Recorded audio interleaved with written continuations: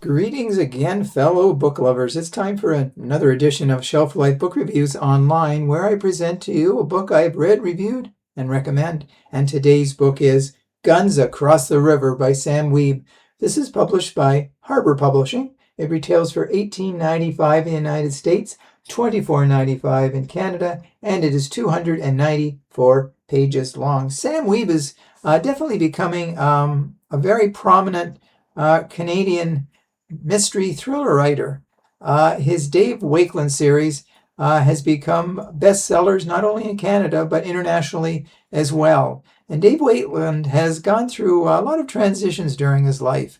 He's the most interesting private investigator and someone who we care about. Now, this book is most intriguing. Now, I should add that the stories are all set out in Vancouver, British Columbia area. And Dave Wakeland has a partner, Jeff Chen. And they're out one night and they see this girl on a local bridge and she suddenly dives off the bridge. Now, she's not going swimming. It is obvious that she was committing suicide. So Dave Wakeland springs to the scene and he jumps into the river and he saves her life. Now, no one seems to know her name, so she really goes by Jane Doe when she's there at the hospital. And he wants to find out what really happened and why she did this. Now, police sort of suspect Dave Wakeland as being someone who almost wanted to kill her and threw her in the river. So he's got to fight this as well as try to find out who she is and what her story is all about. So she suddenly leaves the hospital. He wanted to go back to talk to her, but she's gone. So he does do research and finds out her name is Nicola Havoc. She's 14 years old. And it seems she has a father, Mark Havoc. And he is a central figure in the book because he is into a massive gun running operation. Now, there is a police officer who comes to talk to Dave, and she's not really a police officer. She obviously wants information, so she's got an interesting backstory as well as to why she wants to find Nicola's father. So the search goes far and wide. Now, there are additional murders, and they all revolve around Mark and this gun-running operation. So it is most intriguing.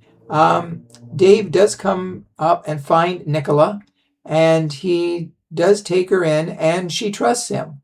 But she would also like to know what happened to her father because she hasn't seen him for a fair amount of time. Now, the book gets more suspenseful the deeper into it as we find the murders are related to the gun-running operation.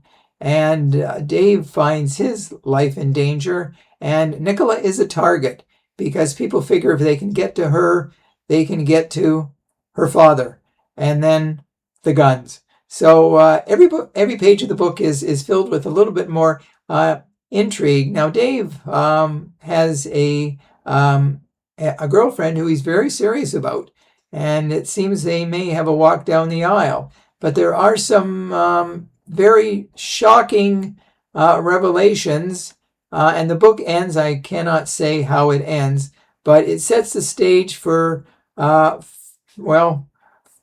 future tribulations in the life of Dave Wakeland.